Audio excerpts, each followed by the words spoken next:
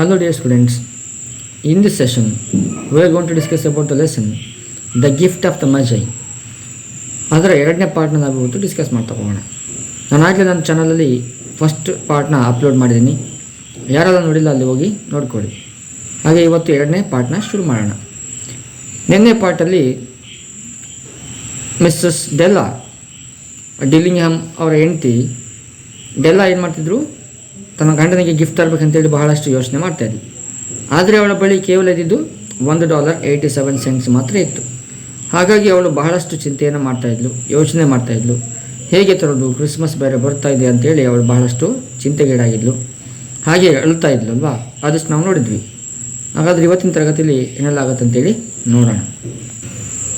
ನಿನ್ನೆ 10ನೇ ಪ್ಯಾರಾಗ್ರಾಫ್ವರೆಗೂ ನಾವು ಮುಗಿಸಿದ್ವಿ. ಇವತ್ತು 11ನೇ ಪ್ಯಾರಾಗ್ರಾಫ್ನ ನೋಡೋಣ. On went her old brown jacket, on went her old brown hat, with a whirl of skirts and with a brilliant sparkle still in her eyes. ನೋಡಿ ಅವಳು ಏನು ಮಾಡ್ತಾಳೆ ಅಂದರೆ, ಈಗ ಹೊರಡ್ತಾ ಇದ್ದಾಳೆ. ಮೋಸ್ಟ್ಲಿ ಗಿಫ್ಟ್ ತರಕ್ಕೆ ಹೊರಡ್ತಾ ಇರ್ಬೋದು ಅಂತ ಕಾಣುತ್ತೆ. ಜಾಕೆಟ್ ಹಾಕೊಂಡು, ಬ್ರೌನ್ ಜಾಕೆಟ್ ಹಾಕ್ಕೊಂಡು, ಒಂದು ಬ್ರೌನ್ ಹ್ಯಾಟ್ ಹಾಕ್ಕೊಂಡು ಅವಳು ಹೊರಡ್ತಾ ಇದ್ದಾಳೆ. ಒಂದು ಸ್ಕರ್ಟ್ ಹಾಕಿದ್ದಾಳೆ. ಮತ್ತು ಅವಳ ಕಣ್ಣಲ್ಲಿ ಇನ್ನೂ ಕೂಡ ಎಕ್ಸೈಟ್ಮೆಂಟ್ ಇದೆ. ತನ್ನ ಗಂಡನಿಗೆ ಗಿಫ್ಟ್ ತರೋ ಅಂಥ ಖುಷಿಯ ಎಕ್ಸೈಟ್ಮೆಂಟ್ ಕಾಣ್ತಾ ಇದೆ. ಮತ್ತು she fluttered out of the door and down the stairs to the street. ತನ್ನ ಮನೆಯಿಂದ ಹೊರಟು ರಸ್ತೆಗೆ ಇಳಿತಾ ಇದ್ದಾಳೆ. ಇಳಿದು ತಾನು ನಡೀತಾ ಇದ್ದಾಳೆ, ಅಂಗಡಿ ಕಡೆಗೆ ಹೋಗ್ತಾ ಇದ್ದಾಳೆ. ಬರ್ತಾ ಬರ್ತಾ ಒಂದಿಷ್ಟು ದೂರ ನಡ್ಕೊಂಡು ಬಂದು ಅಲ್ಲಿ ಒಂದು ಅಂಗಡಿ ಇರ್ತದೆ, ಅಲ್ಲಿ ನಿಂತ್ಕೊತಾಳೆ. Where she stopped the sign read M E. Sofronie. ನೋಡಿ ಅಲ್ಲೊಂದು ಬೋರ್ಡ್ ಇತ್ತಂತೆ, ಎಮ್.ಇ. ಸಾಫ್ರೋನಿ ಅಂತೇಳಿ. ಅಲ್ಲಿ ಬರೆದಿತ್ತು hair goods of all kinds ಅಂತೇಳಿ. ತಲೆ ಕೂದಲಿನ ಎಲ್ಲ ವಸ್ತುಗಳು ಕೂಡ ಸಿಗ್ತದೆ ಅಂತೇಳಿ, ಅದಕ್ಕೆ ಸಂಬಂಧಿಸಿದ ಎಲ್ಲ ವಸ್ತುಗಳು ಸಿಗುತ್ತೆ ಅಂತೇಳಿ ಅಲ್ಲಿ ಬರೆದಿತ್ತು. ಅದಕ್ಕೆ ಅವಳು ಏನು ಮಾಡ್ತಾಳೆ, one flight of Della ran, ಅಲ್ಲಿಗೆ ಓಡ್ತಾಳೆ, ಆ ಅಂಗಡಿ ಒಳಗಡೆ ಓಡ್ತಾಳೆ. And collected herself panting. ಅಲ್ಲಿ ಹೋಗಿ ನಿಂತ್ಕೊಂಡು ಮ್ಯಾಡಮ್ ಲಾರ್ಜ್ ಅಬ್ಸರ್ವ್ ಮಾಡ್ತಾಳೆ. ಅಲ್ಲೊಬ್ಳು ಓನರ್ ಇದ್ಲು, ಸೋಫ್ರೋನಿ.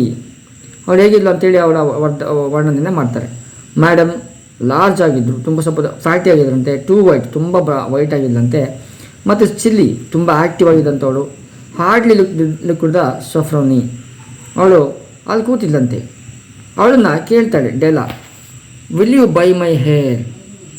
ಡೆಲ್ಲಾ ಕೇಳ್ತಾ ಇದ್ದಾಳೆ ಈಗ ಆ ಓನರ್ನ, ಸೋಫ್ರೋನಿಯ ಅಂಗಡಿ ಒಳಗಿದ್ದಂಥ ಮೇಡಮ್ನ ಕೇಳ್ತಿದ್ದಾಳೆ, will you buy my hair, ನನ್ನ ಕೂದಲನ್ನ ತೊಗೋತೀರಾ ಅಂತೇಳಿ ಕೇಳ್ತಾ ಇದ್ದಾಳೆ.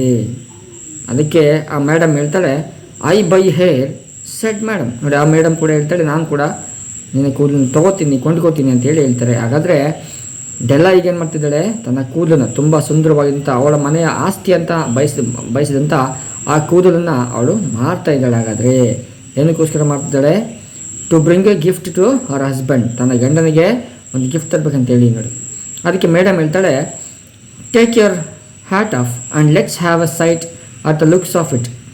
ಅವಳೇನು ಮಾಡ್ತಾಳೆ, ನಿನ್ನ ಬ್ರೌನ್ ಹ್ಯಾಟ್ನ ತೆಗಿಯಮ್ಮ, ನಿನ್ನ ತಲೆ ಕೂದಲು ಒಂದ್ಸಲ ನೋಡ್ತೀನಿ ಅದು ಹೇಗಿದೆ ಅಂತೇಳಿ ಅಂತಾಳೆ. ಅದಕ್ಕೆ down rippled the brown cascade. ಅವಳೇನು ಮಾಡ್ತಾಳೆ, ಕ್ಯಾಪ್ನ ತೆಗೆದುಬಿಟ್ಟು ಹ್ಯಾಟ್ನ ತೆಗೆದು ತೋರಿಸ್ತಾಳೆ. ಅದು ಒಂದು ಫಾಲ್ಸ್ ರೀತಿ, ಜಲಪಾತದ ರೀತಿಯಲ್ಲಿ ಅದು ಇರ್ತದೆ ತಲೆ ಕೂದಲು. ತುಂಬ ಬ್ಯೂಟಿಫುಲ್ ಆಗಿದೆ ಅಲ್ವಾ, ಗೊತ್ತಿದೆ ನನಗೆ. ಇನ್ನು $20. ನೋಡಿ ಮೇಡಮ್ ಹೇಳ್ತಾಳೆ, ಅದು ಕೂದಲು ನೋಡಿ $20 ಕೊಡ್ತೀನಿ ಅಂತೇಳಿ ಇಟ್ಬಿಡ್ತಾಳೆ. ಅಷ್ಟು ಚೆನ್ನಾಗಿತ್ತು ಕೂದಲು, ಅದಕ್ಕೆ ಅವ್ರು $20 ಅಂದ್ಬಿಡ್ತಾಳೆ. Lifting the mass with the practised hand. ಅವಳು ಆ ಕೂದಲನ್ನ ಎತ್ತಾ ಕೂದಲನ್ನು ನೋಡಿ $20 ಕೊಡ್ತೀನಮ್ಮ ಅಂತೇಳಿ ಆ ಮೇಡಮ್ ಹೇಳ್ತಾಳೆ. ಅದಕ್ಕೆ ಡೆಲ್ಲಾ ಏನಂತ ಹೇಳ್ತಾಳೆ, give it to me quick. ಹೌದಾ, ಹಾಗಾದರೆ ಬೇಗ ಕೊಡಿ $20 ಅಂತೇಳಿ ಕೇಳ್ತಾ ಇದ್ದಾಳೆ. ಅಂದರೆ ಅವಳಿಗೆ ಎಕ್ಸೈಟ್ಮೆಂಟ್ ಇದೆ, ಗಿಫ್ಟ್ ತರಬೇಕನ್ನೋ ಹರಿಯಲಿದ್ದಾಳೆ, ಅವಳು ಅವಸರದಲ್ಲಿದ್ದಾಳೆ.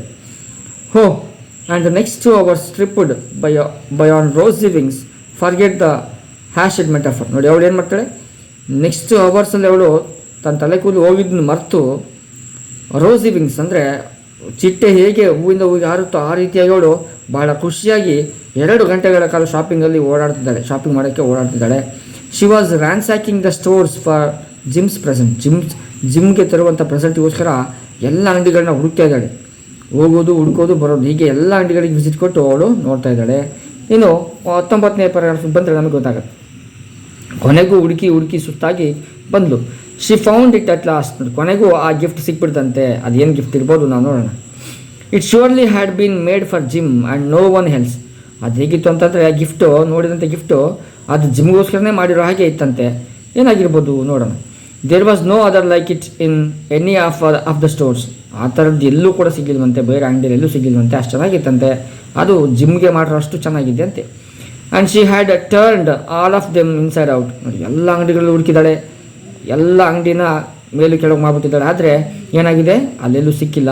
ಅದೇನಪ್ಪ ಅಂದರೆ, it was a platinum fob chain, simple and chest in design. ನೋಡಿ, ಏನಂತ ಹೇಳಿದರೆ ಅದೊಂದು ಫಾಬ್ ಚೈನ್ ಅಂದರೆ ಗಡಿಯಾರದ ಚೈನ್. ಅದು ತುಂಬ ಹಿಂದೆ ಚೈನ್ ಹಾಕೋತಿದ್ರಲ್ವ, ಅದು ನಾವೆಲ್ಲ ರಿಸ್ಟ್ ವಾಚ್ ಹಾಕೋತೀವಲ್ಲ, ಆ ಥರ ರಿಸ್ಟ್ ವಾಚ್ದು ಚೈನ್ ಅಲ್ಲ, ತುಂಬ ಹಿಂದೆ ಫಾಬ್ ಚೈನ್ ಯೂಸ್ ಮಾಡ್ತಿದ್ರು. ನೋಡಿ, ಆ ಚೈನ್ನ ಡಿಸೈನ್ ಸಿಕ್ಬಿಟ್ಟಿದೆ.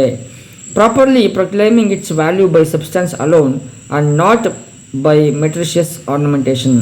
ಈಗ ಅದನ್ನ ಕೇಳ್ತಿದ್ದಾಳೆ ಏನಂತೇಳಿ, as all good things should do, it was even worthy of the watch. ಕೊನೆಗೂ ಅವಳು ಆ ರೇಟ್ನ ಮಾತಾಡಿ ತುಂಬ ಚೆನ್ನಾಗಿದೆ, ಅದಕ್ಕೆ ಕೊಡ್ಬೋದು ಅಂತ ಅಂದ್ಕೊಂಡು ಅವಳು ಬೈ ಮಾಡ್ತಿದ್ದಾಳೆ. As soon as she saw it, she knew that it must be Jim's, it was like him. ಅವಳು ಮತ್ತೆ ನೋಡಿ ಹೇಳ್ತಾಳೆ, ಓ ಇದು ಪಕ್ಕ ಜಿಮ್ಗೆ ಸರಿ ಆಗುತ್ತೆ, ಅವನು ತುಂಬ ಇಷ್ಟಪಡ್ತಾನೆ, ಇದು ಅವನಿಗೆ ಇರೋವಂಥದ್ದು, ಇಟ್ ವಾಸ್ ಲೈಕ್ ಹಿಮ್, ಅವನಿಗೆ ಆಗುತ್ತೆ ಅಂತೇಳಿ. ಮತ್ತು ಕ್ವಾಯಿಟ್ನೆಸ್ ಆ್ಯಂಡ್ ವ್ಯಾಲ್ಯೂ ಮೇನ್ ಕಂಪೇರ್ ಮಾಡ್ತಾಳೆ, ಅವನಿಗೂ ಆ ಒಂದು ಗಿಫ್ಟಿಗೂ ಕೂಡ ತುಂಬ ಸೂಟ್ ಆಗುತ್ತೆ ಅಂತೇಳಿ ಯೋಚನೆ ಮಾಡ್ತಾಳೆ. The description applied to both, ಅಂದರೆ ಮ್ಯಾಚ್ ಆಗುತ್ತೆ ಈ ಫಾಬ್ ಚೈನು ಮತ್ತು ನನ್ನ ಗಂಡ ಹತ್ರ ಇರೋ ಗಡಿಯಾರಕ್ಕೂ ಅವನಿಗೂ ಇದು ಮ್ಯಾಚ್ ಆಗುತ್ತೆ ಅಂತೇಳಿ ಅವಳು ನೋಡ್ತಾ ಇದ್ದಾಳೆ. $21 they took from her of it. ನೋಡಿ ಎಷ್ಟು ಮಾಡ್ತಾಳೆ ಅವರು, $21 ಅವ್ರ ಹತ್ರ ಇಸ್ಕೊತಾಳೆ, ಆ ಚೈನಿಗೆ ಕೇಳ್ತಾರೆ, ಹಾಗೆ ಅವಳು ಕೊಡ್ತಾಳೆ. And she ಹರಿಡ್ home with 87 cents. ನೋಡಿ, ಉಳಿದಂಥ ಅವಳ ಹತ್ರ ಮೊದಲೇ $1.87 ಇತ್ತು, ಅವಳ ತಲೆ ಕೂದಲಿಗೆ $20 ಸಿಕ್ಕಿತ್ತು. ಅಂದರೆ $21.87 ಇತ್ತಲ್ಲ, ಅದರಲ್ಲೀಗ $21 ಕೊಟ್ಟು 87 cents ಅವಳ ಹತ್ರನೇ ಉಳ್ಕೊಂಡ್ಬಿಟ್ಟಿದೆ. ಅದನ್ನು ತೊಗೊಂಡು ಆ ಫಾಬ್ ಚೈನ್ ತೊಗೊಂಡು ಅವಳು ಬರ್ತಾಯಿದ್ದಾಳೆ.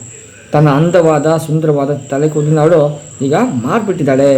ಅಂದರೆ ನಮಗೆಲ್ಲ ಗೊತ್ತಾಗಬೇಕು. ಈಗ ಅವಳು she is looking like a boy, I think. ಹುಡುಗನ ರೀತಿ ಕಾಣ್ತಿರ್ಬೋದು, ಉದ್ದ ಕೂದಲಿಲ್ವಲ್ಲ, ಹಾಗಾಗಿ ಹುಡುಗನ ರೀತಿ ಕಾಣ್ತಿರ್ಬೋದು. ಅವಳಂತೂ ಈಗ ಅದನ್ನ ಮಾರಿ ಅವಳು ಬರ್ತಾ ಇದ್ದಾಳೆ.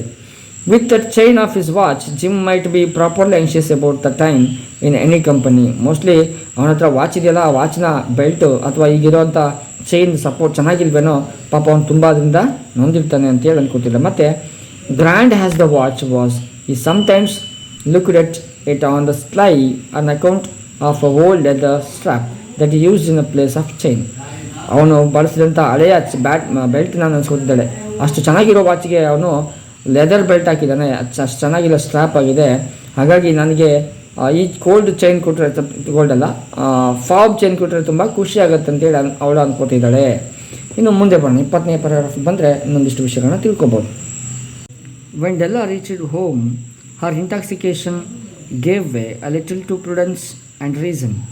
ನೋಡಿ, ಅವಳು ಮನೆಗೆ ಬರುವಾಗಲೇ ತನ್ನ ಕೂದಲನ್ನ ಕೊಟ್ಟು ಚೈನ್ ತೊಗೊಂಡು ಮನೆಗೆ ಬರುವಾಗಲೇ ಅವಳಿಗೆ ಅರ್ಥ ಆಗ್ತಾಯಿದೆ ಅವಳು ಮಾಡಿದ ಕೆಲಸ. ಅಂದರೆ ಅವರ ಪೊಸೆಷನ್ ಆಗಿರುವಂಥ ಕೂದಲನ್ನ ಅವಳು ಮಾರಿದ್ದು, ಕಟ್ ಮಾಡಿಸಿದ್ದು, ಮತ್ತು ಈಗ ಅವಳು ಚೆನ್ನಾಗಿ ಅಂದವಾಗಿ ಕಾಣದೇ ಇರೋವಂಥದ್ದು ಕೂಡ ಅವಳಿಗೆ ಅರ್ಥ ಆಗಿಬಿಟ್ಟಿದೆ. ಹಾಗಾಗಿ ಅವಳು ಯೋಚನೆ ಮಾಡ್ತಿದ್ದಾಳೆ. She got out her curling irons and lighted the gas. ಮತ್ತೇನು ಮಾಡ್ತಾಳೆ, ತನ್ನ ತಲೆ ಕೂದಲು ಅಂದರೆ ಕಟ್ ಮಾಡಿ ಉಳಿದಂಥ ಕೂದಲನ್ನ ಅವಳು ಕರ್ಲಿಯಾಗಿ ಮಾಡ್ತಾಳೆ. ಕರ್ಲಿ ಮೀನ್ಸ್ ಗುಂಗುರಾಗಿ ತಾನು ಸುತ್ತಾ ಇದ್ದಾಳೆ. ಮತ್ತು ಅದು ಏನಾದರೂ ಸ್ವಲ್ಪನಾದರೂ ಅಂದ ಕಾಣಬೇಕು ಅವಳು ತನ್ನ ಗಂಡನಿಗೆ ಅಂತೇಳಿ ಅವಳು ಪ್ರಯತ್ನವನ್ನು ಮಾಡ್ತಾಳೆ. ಜೊತೆಗೆ lighted the gas and went to work repairing the ravages made by generosity added to love. ಅವಳು ತನ್ನ ಗಂಡನಿಗೆ ಏನಾದರೂ ಆಗಿರುವಂಥ ತಪ್ಪನ್ನ ಊಟದ ಮೂಲಕನಾದರೂ ಕೊಟ್ಟು ಏನಾದರೂ ಮಾಡಿ ಅವನನ್ನು ಸಮಾಧಾನ ಮಾಡಬೇಕು ಅನ್ನೋದು ಅವಳು ಆಲೋಚನೆ ಆಗಿತ್ತು. ಹಾಗಾಗಿ ಅವಳು ಗ್ಯಾಸ್ನ ಹಚ್ಚಿ ಅವಳೇನೋ ಕೆಲಸವನ್ನು ಮಾಡ್ತಿದ್ದಾಳೆ. Which is always a tremendous task dear friends, a mammoth task. ಅದೊಂದು ಏನಾಗಿದೆ ಅಂದರೆ, ಈಗ ಸನ್ನಿವೇಶನ ನಿಭಾಯಿಸೋದೇ ಕಷ್ಟ ಆಗ್ಬಿಟ್ಟಿದೆ ಅವಳಿಗೆ. ಅಂದರೆ ಆಸ್ತಿ ಅಂತ ಇದ್ದಂಥ ಒಂದು ಅವರ ಬ್ಯೂಟಿಫುಲ್ ತಲೆ ಕೂದಲನ್ನ ಅವಳು ಮಾರಿ ಬಂದಿದ್ದಾಳೆ. ಈಗ ಗಂಡನಿಗೆ ಕೋಪ ಬರ್ಬೋದಲ್ವಾ, ಹಾಗಾಗಿ ಅವಳು ಅದನ್ನು ಹೇಗಾದ್ರು ನಿಭಾಯಿಸಬೇಕು, ಅದೊಂದು ದೊಡ್ಡ ಟಾಸ್ಕ್ ಆಗಿಬಿಟ್ಟಿದೆ. ಈಗ ಅದನ್ನು ಕಷ್ಟಪಟ್ಟು ಹೇಗಾದ್ರು ಮಾಡಿ ನಿಭಾಯಿಸ್ಬೇಕಂತ ಅವಳು ಪ್ಲಾನ್ನ ಮಾಡ್ತಾಯಿದ್ದಾಳೆ. ಇನ್ನು ಬನ್ನಿ 21ಗೆ ನೋಡೋಣ. Within 40 minutes her head was covered with tiny close lying curls that made her look wonderfully like a truant schoolboy. ಹೇಗಿದೆ ಅಂದರೆ, ಅವಳೀಗ ಒಂದು 40 ನಿಮಿಷದ ಸಮಯದಲ್ಲಿ ತನ್ನ ಕೂದಲನ್ನೆಲ್ಲ ಕರ್ಲಿಯಾಗಿ ಮಾಡಿಬಿಟ್ಟಿದ್ದಾಳೆ. ಹೇಗೆ ಕಾಣ್ತಿದ್ಲು ಅಂತ ಹೇಳಿದ್ರೆ, ಒಬ್ಬ ತುಂಟ ಸ್ಕೂಲ್ ಬಾಯ್ನ ಹುಡುಗ ರೀತಿ ಅವರು ಕಾಣ್ತಾ ಇದ್ದಂತೆ. ಇನ್ನು she looked at a reflection in the mirror long carefully and critically. ನೋಡಿ, ತಾನೇ ಕನ್ನಡಿ ಮುಂದೆ ಇಟ್ಕೊಂಡು ತಾನು ಹೇಗೆ ಕಾಣ್ತೀನಿ ಅಂತ ನೋಡ್ಕೊತಿದ್ದಾಳೆ. ಹೇಗೆ ಮಿರರಲ್ಲಿ ಲಾಂಗ್ ಟೈಮ್ ನೋಡ್ಕೊತಿದ್ದಾಳೆ, ಅರ್ಧ ಗಂಟೆ 1 ಗಂಟೆ ನೋಡ್ಕೊತಿದ್ದಾಳೆ. ಮತ್ತು ಕೇರ್ಫುಲ್ಲಿ ಎಡಗಡೆ ಬಲಗಡೆ ಮೇಲೆ ಕೆಳಗಡೆ ಎಲ್ಲ ಕೂಡ ಅವಳು ಚೆನ್ನಾಗಿ ತುಂಬ ಕೇರ್ಫುಲ್ಲಾಗಿ ನೋಡ್ಕೊತಿದ್ದಾಳೆ. ಜೊತೆಗೆ ಕ್ರಿಟಿಕಲಿ ಹಾಗೆ ಕಾಣ್ಬೋದಾ, ಈಗ ಕಾಣ್ಬೋದಾ, ತನ್ನನ್ನು ತಾನು ವಿಮರ್ಶೆ ಮಾಡ್ಕೊತಿದ್ದಾಳೆ. ತುಂಬ ಕೆಟ್ಟದಾಗ ಕಾಣ್ಬೋದಾ, ಏನು ಮಾಡ್ಬೋದು ನನ್ನ ಗಂಡ ಬಂದರೆ ಅಂತೇಳಿ ಕೂಡ ಅವಳು ತನ್ನನ್ನು ತಾನು ವಿಮರ್ಶೆ ಮಾಡ್ಕೊಳ್ತಾ ನೋಡ್ಕೊತಾ ಇದ್ದಾಳೆ. ಇನ್ನು 22ನೇ ಇದ್ರಲ್ಲಿ ನೋಡೋಣ. If gym doesn't kill me. ನೋಡಿ, ಅವ್ರು ಮತ್ತೆ ಅಯ್ಯೋಯ್ಯೋ ಇಷ್ಟೆಲ್ಲ ಮಾಡ್ಕೊಂಬಿಟ್ಟಿಲ್ಲ, ಜಿಮ್ ನನ್ನ ಕೊಲ್ಲದೇ ಇದ್ದರೆ ಸಾಕು, ಅವನಿಗೆ ತುಂಬ ಕೋಪ ಬರ್ಬೋದು, ನಾನು ಸಾಯಿಸದೇ ಇದ್ದರೆ ಸಾಕು ಅಂತೇಳಿ ಶಿ ಸೆಟ್ ವರ್ಸ್. ಅವಳಿಗೆ ಅವಳೇ ಮಾತಾಡ್ಕೊತಿಲ್ಲ. ಮತ್ತು before he takes A second look at me he will say I look like ಕೋನಿ ಐಲ್ಯಾಂಡ್ ಕೋರಸ್ ಗರ್ಲ್. ಮತ್ತು ಅವಳೇ ಅನ್ಕೋತಿದ್ದಾಳೆ, ನಾನು ನೋಡಿ ಇನ್ನೊಂದ್ಸರಿ ನೋಡೋಷ್ಟರಲ್ಲಿ ಅವನೇ ಹೇಳ್ಬಿಡ್ತಾನೆ, ನಾನು ಕೋನಿ ಐಲ್ಯಾಂಡ್ ಕೋರಸ್ ಗರ್ಲ್ ತನಕ ಕಾಣ್ತಾ ಇದ್ದೀನಿ ಅಂತೇಳಿ. ಅಲ್ಲೊಂದು ಐಲ್ಯಾಂಡ್ ಇತ್ತಂತೆ, ಅಲ್ಲಿ ಕೋರಸ್ ಗರ್ಲು ಇದೇ ರೀತಿ ಕಾಣ್ತಾರಂತೆ, ಹೇರ್ ಸ್ಟೈಲ್ ಮಾಡಿರ್ತಾರೆ. ಅದಕ್ಕೆ ಹಾಗೆ ಅವಳು ಹೇಳ್ತಾರೆ, ನಾನು ಕೂಡ ಹಾಗೆ ಇರ್ಬೋದು ಅಂತ ಅನ್ಕೋತಿದ್ದಾಳೆ. ಮತ್ತು but what could I do with $1 and 87 cents. ಆದರೆ ನಾನು ಏನು ಮಾಡಲಿ, ನನಗಿದೊಂದು ದಾರಿ ಇದ್ದಿದ್ದು, ತಲೆ ಕೂದಲು ಮಾರುವಂಥದ್ದೇ ಇದ್ದಿದ್ದು. ನನಗೆ $1.87 ನಾನು ಹೇಗೆ ನನ್ನ ಗಂಡನಿಗೆ ಗಿಫ್ಟ್ ತರಲಿ?